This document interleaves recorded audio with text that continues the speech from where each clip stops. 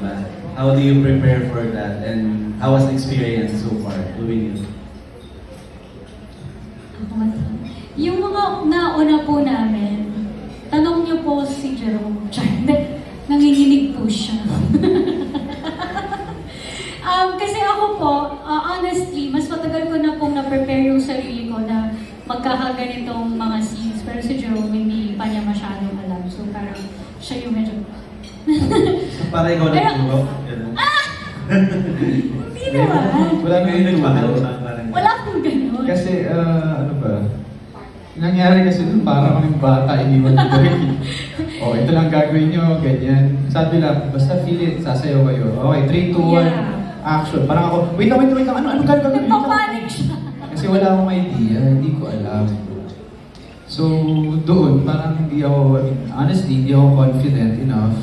Kasi hindi naman ganung mga scenes ang lagi kong napapanood. Siyempre, galing naman po ako sa mga characters na drama, galit, away. Doon na ako medyo may information kung paano gagawin. Pero pagdating sa wala. Pero day by day, okay naman, nagiging confident naman ako dahil binabahagian niya ako ng confidence.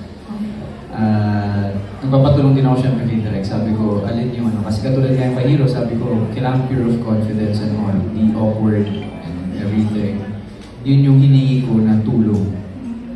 Tsaka feeling ko po kasi parang second day lang namin yung ginawa. So parang hindi pa ganun ka...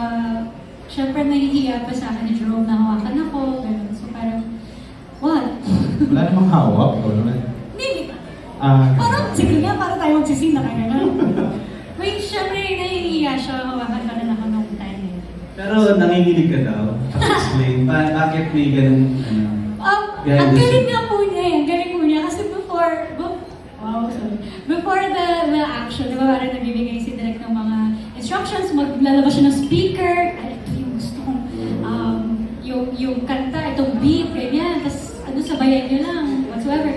Tapos hindi siya nagbibigay ng specific na gagawin namin, basta sayaw daw kami, ganyan. So ganyan siya, tapos gagawin naman niya, pag-cut na, ganun rin siya. Like, ang galing niya kasi hindi nakikita dun sa actual na pag-action. Oo nga, di ba Direk? Hindi nakikita yung ano you're from Jerome? Bakit may factor doing the scene with Christian? Hindi lang ako makapaniwala ang ginagawa ko. Hindi ko lang ina-expect na parang, ganito pala. Tapos parang, na-shock lang ako in a moment. Ginawa ko to. Diba? Yun, mga ganun lang naman. Na parang syempre, wala. Hindi ko pa naman nagagawa yung mga ganun eksena sa camera. So, the first time? Yeah, first time.